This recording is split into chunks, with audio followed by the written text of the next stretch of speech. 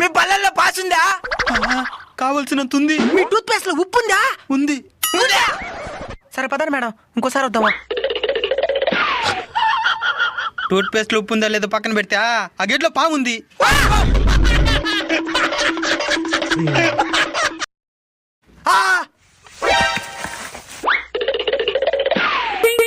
మీ tooth paste లో కారం ఉందా? కారమా?